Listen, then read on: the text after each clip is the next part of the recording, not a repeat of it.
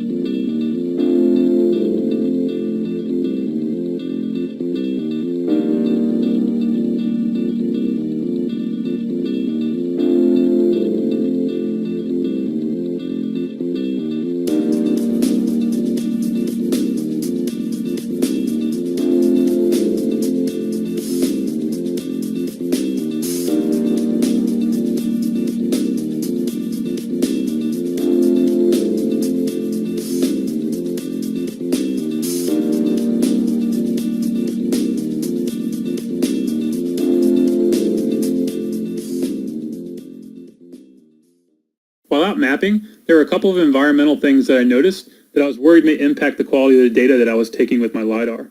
For instance, in this image, there are clearly many streetlights in the parking lot that create a significant amount of noise in the image. In addition, the brake lights on the cars behind the parking meter were being picked up in the Python code and plotted as points in the point cloud. Here, we can again see a very bright and prominent streetlight behind the front of the parking meter. Also note a car coming towards the camera in the left half of the screen.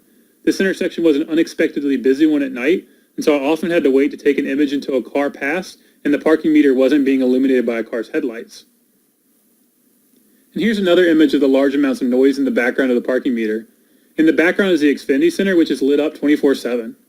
Additionally, the blue Honda part here gave off a noticeable glare, even after its paint has been exposed to nearly 15 years of weather and sunlight. Ultimately, I decided a good plan of attack was to use an old board that was lying around my house as a physical filter to block out much of the ambient background noise when performing my mapping. In addition, as we will see, some of the noise was still picked up in the data, but using some code in MATLAB, we can relatively easily remove a lot of the unwanted data in order to get a detailed picture of the intended target. And we can see in this picture that the streetlight from before is blocked. And now that we've adjusted for some of the noise, let's go take a look at the data that we recovered.